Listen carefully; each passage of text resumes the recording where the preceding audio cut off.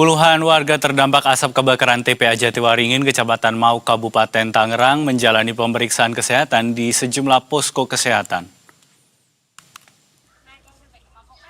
Sebagian besar warga yang datang merupakan perempuan dan lanjut usia. Mereka mengeluhkan gangguan kesehatan setelah 3 hari terpapar asap pekat akibat kebakaran TPA Jatiwaringin.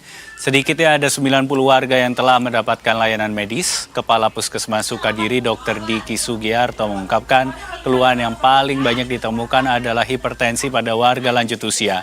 Kondisi itu diduga dipicu kurangnya waktu istirahat akibat dampak kebakaran. Untuk mengantisipasi kondisi darurat, Puskesmas Sukadiri menyiagakan tenaga kesehatan dalam 2 shift setiap hari, yakni pada pagi dan sore, serta 1 unit ambulans yang bersiaga selama 24 jam.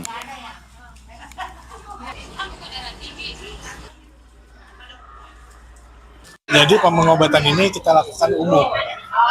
Jadi memang kebanyakan yang datang memang lansia, karena memang tadi itu kejadian terbesar masih tekanan darahnya naik. Ambulans kita standby-kan 24 jam di lokasi ini. Ini akan kita lakukan termasuk pemantauan udara juga kita lakukan sampai kebakaran. Hingga hari kelima ini, warga mengeluhkan sejumlah gangguan penyakit di sekitar lokasi kebakaran TPA Jatiwaringin. Kita tanyakan langsung pada jurnalis Berita 1, Wawan Kurniawan yang ada di TPA Jatiwaringin. Wawan, selamat sore. Kalau dari akibat asap pekat yang berasal dari TPA Jatiwaringin ini, apa yang kemudian jadi keluhan warga sejauh ini? Selamat sore, Dep, dan pemirsa Berita 1.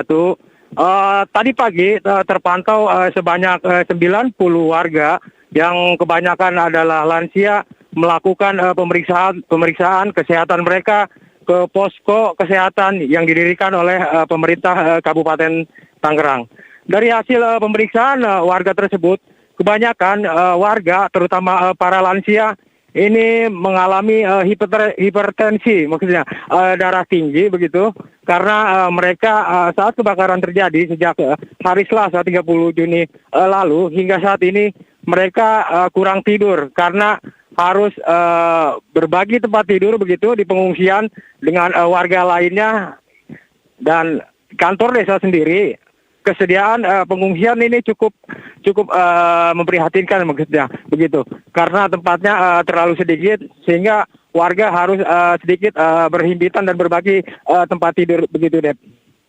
Oke, kalau tadi ada keluhan soal hipertensi begitu ya untuk para lansia, kalau untuk ISPA yang dari kemarin juga banyak dikeluhkan, sudah berapa orang yang ditangani oleh posko kesehatan di sana, Wawan?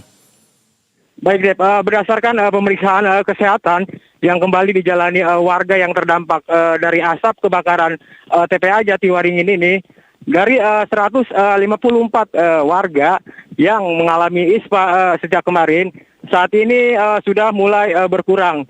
Tadi menurut Kepala Puskesmas Sukadiri, saat ini warga yang terkena ISPA hanya tersisa sekitar 20 orang. Sementara itu untuk hipertensi yang kebanyakan diderita oleh para lansia yang kurang tidur begitu, maksudnya itu sebanyak kurang lebih 35 orang begitu, Dep. Oke, tadi Anda sebutkan kondisi pengungsian bisa dibilang ada banyak kekurangan begitu. Apa sebetulnya yang dibutuhkan oleh warga yang ada di pengungsian selain mungkin tempat tidur yang lebih banyak begitu ya? Baik, Dep.